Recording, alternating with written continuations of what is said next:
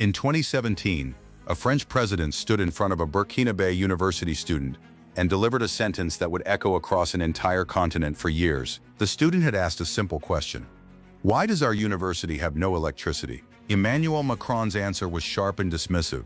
He told the student it was not France's job to fix their light bulbs. That responsibility belonged to their own president.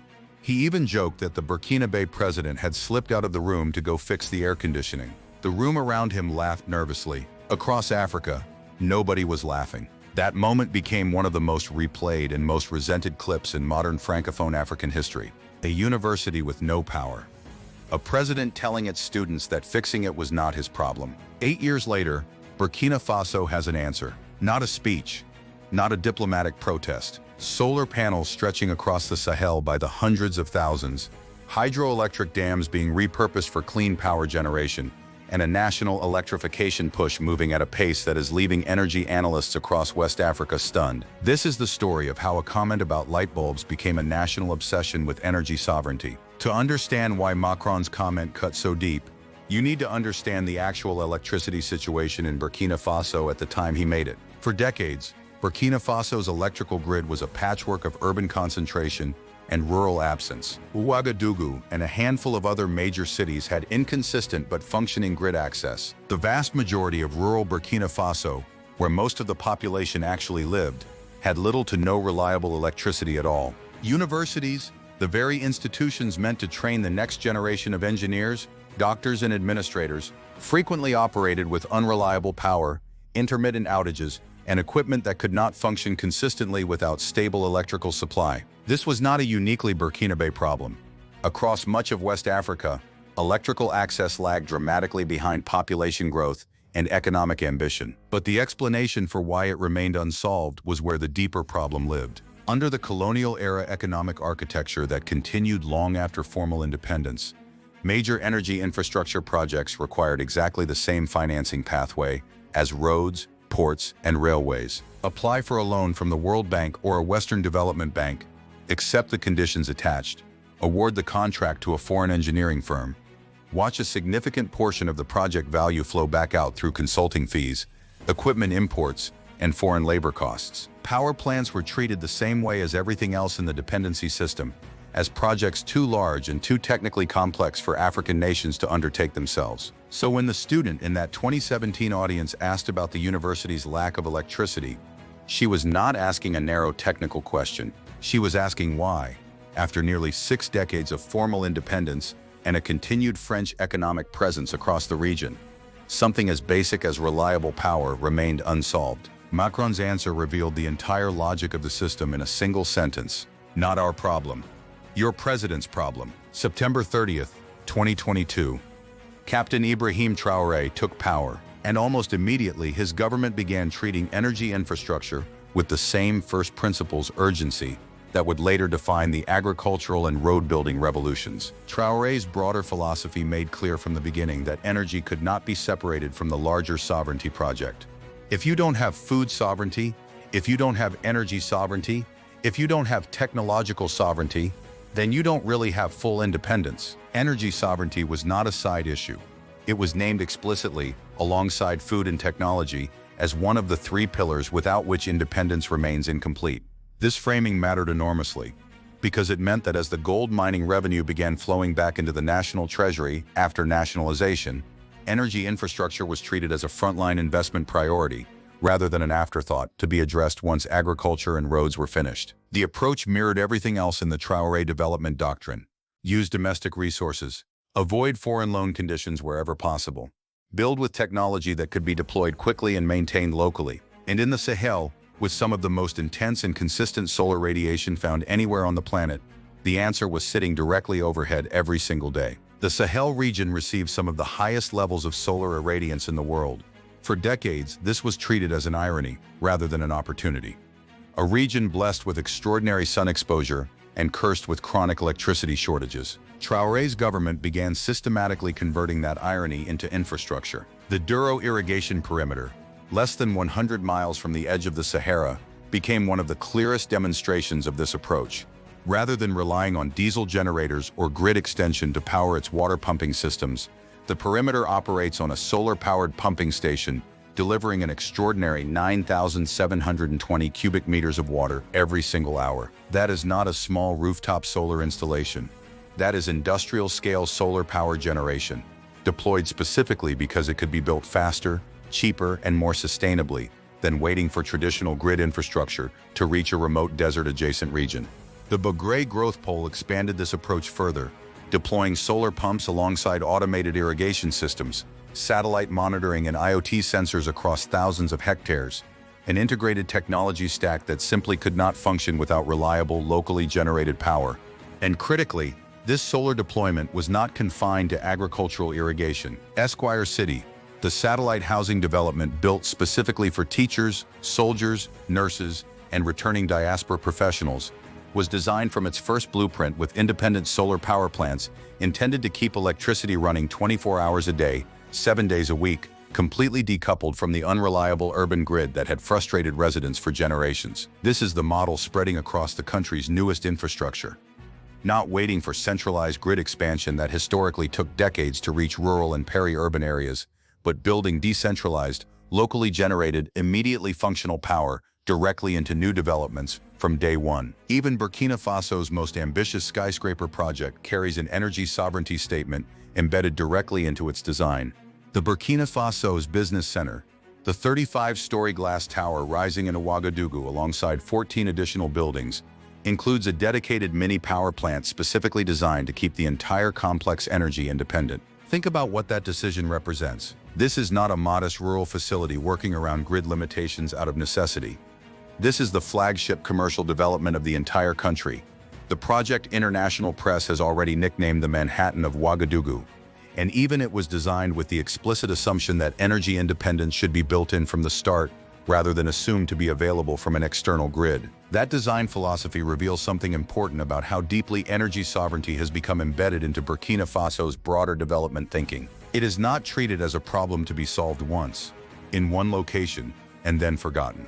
It is treated as a design principle that should inform every major construction project moving forward, from rural irrigation perimeters to satellite housing developments to the country's tallest commercial tower. Solar power is only part of the energy story. Burkina Faso's hydroelectric infrastructure, built around major reservoirs like the Bagre Dam, the Samandeni Dam, and the Kompienga Dam, has historically operated below its potential capacity, hampered by aging equipment, insufficient maintenance investment, and a fragmented approach to integrating power generation with the broader national grid. The same redirected gold revenue that funded irrigation expansion, road construction, and the Burkindi Tower has begun flowing into rehabilitating and expanding this existing hydroelectric capacity. The Bagre Dam, already central to the country's agricultural transformation through its 1.7 billion cubic meter reservoir and its role in transforming thousands of hectares into the Bagre growth pole farmland, represents exactly the kind of dual-purpose infrastructure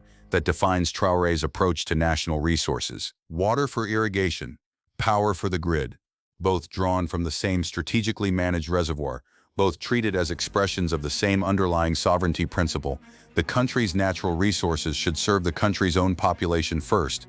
This is the same Samandeni Dam reservoir that the government repurposed for desert aquaculture, dropping over 180 floating fish cages into its waters to launch a fish farming industry in a landlocked nation. A single body of water, doing triple duty: irrigation, power generation, and protein production. That is not incidental efficiency. That is a deliberate philosophy of squeezing maximum sovereign value out of every piece of national infrastructure, rather than building single-purpose projects financed by single-purpose foreign loans. Here is what makes Burkina Faso's energy strategy so threatening to the development financing model that dominated the previous 60 years. Large-scale power infrastructure has traditionally been one of the most lucrative categories of foreign finance development lending precisely because of its enormous capital requirements and decades-long repayment structures. A single major power plant project can anchor a foreign lender's relationship with a government for 20, 30, even 40 years through the loan repayment period, creating exactly the kind of long-term financial leverage that defines the broader dependency architecture. Solar power fundamentally disrupts this model. Solar installations can be deployed in modular phases, scaled incrementally as budget allows, financed through smaller domestic capital allocations rather than single massive foreign loans. and brought online in months rather than the years typically required for traditional large-scale power plant construction and foreign contractor execution.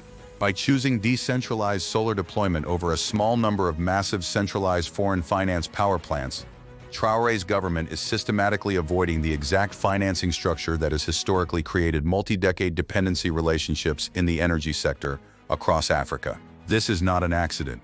It follows the same first principles logic that shaped the road-building strategy. Identify the foreign dependency mechanism embedded in the standard approach, and build an alternative that achieves the same practical outcome, reliable power, without recreating that dependency. Burkina Faso's energy ambitions do not stop at solar and hydroelectric capacity. The government has signaled interest in exploring nuclear power generation as part of its longer-term energy sovereignty strategy, a possibility that, if pursued, would represent one of the most ambitious energy infrastructure undertakings ever attempted by a Sahelian nation. This remains an early-stage ambition rather than an operational project, and the technical, financial, and regulatory pathway toward any nuclear capacity would require years of careful development. But the fact that this conversation is even happening signals something important about how far the national mindset has shifted in a remarkably short period. A country that international observers spent decades describing in terms of basic electrification challenges is now discussing nuclear power as a legitimate component of its long-term energy strategy. Whether or not that specific ambition is realized on any particular timeline, it reflects the broader psychological transformation that Traoré's energy sovereignty framing has produced. Burkina Faso's energy future is being discussed in terms of what the country could build, not merely what foreign partners might be willing to fund. Step back from the specific megawatts and gigawatts for a moment and consider what reliable electricity actually changes in a country like Burkina Faso. Every single mega project covered across this transformation depends, in some way, on consistent power. The optical sorting machines at the Kamsala rice processing facility, operating at 64 million megapixels of sorting precision, require stable electrical supply to function at that level of technical sophistication. The cold chain infrastructure underpinning the Faso Kosam dairy network, processing fresh milk from Brazilian genetics cattle across decentralized hubs in multiple dairy basins, depends entirely on reliable refrigeration power to prevent spoilage. The fish feed factories supporting the floating cage aquaculture operations across desert reservoirs need consistent power for feed production and processing. The fintech and software development ecosystem taking shape in Ouagadougou's commercial districts cannot function without dependable internet infrastructure, which itself depends entirely on stable electrical supply. Even the university that prompted Macron's dismissive comment in 2017 cannot deliver the kind of modern technical education that produces the engineers, agronomists, and scientists driving every other sector of this transformation without consistent electricity for laboratories, computer systems, and research equipment. Energy sovereignty is not simply one project among many in Burkina Faso's broader transformation. It is the precondition that makes nearly everything else possible. A rice factory without power is a warehouse. A dairy network without refrigeration is a spoilage operation. A university without electricity is exactly what the student in 2017 described: a place where ambition meets the limits of basic infrastructure. In 2017, Emmanuel Macron told a Burkinabè student that fixing her university's electricity was not France's job. He was technically correct. It was never France's job. But for 60 years, the system France helped architect made it extraordinarily difficult for Burkina Faso to make it anyone's job at all, trapping basic infrastructure like reliable electricity inside a foreign financing apparatus that moved at the pace of foreign priorities, not Burkinabè needs. Captain Ibrahim Traoré's government took the dismissal literally and turned it into a design principle. Solar pumping stations delivering thousands of cubic meters of water per hour in the heart of the Sahara. A 35-story commercial tower built with its own dedicated power plant, rather than dependence on an unreliable national grid.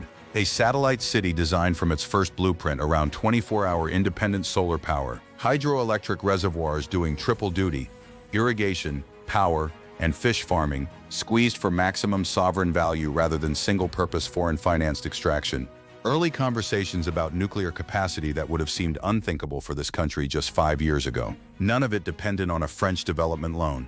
None of it dependent on a multi-decade foreign financing relationship that quietly accumulates leverage over national decision-making for generations. The student Macron dismissed in 2017 is, Today, watching a country building exactly the kind of energy infrastructure that makes a university's lights a permanent reality rather than a recurring crisis. Macron said it was not France's job to fix the light bulbs. Burkina Faso did not ask again.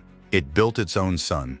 The implications of this energy strategy extend well beyond Burkina Faso's own borders. As Mali and Niger continue studying the broader Faso-Mayabo development philosophy as fellow members of the Alliance of Sahel states, the energy sovereignty component is drawing particular attention from regional planners. The Sahel as a whole shares the same extraordinary solar irradiance that Burkina Faso has begun systematically harnessing, a development model proven to deploy solar infrastructure quickly, affordably, and without the multi-decade foreign financing entanglements that have historically defined large power projects across the region, carries obvious appeal for neighboring governments facing nearly identical electrification challenges. Energy analysts tracking West African infrastructure development have begun citing Burkina Faso's decentralized, rapidly deployable solar approach as a potential template that other Sahelian nations could adapt to their own circumstances, particularly given the shared climate conditions and the shared historical experience of foreign-financed energy projects that delivered limited benefit relative to their cost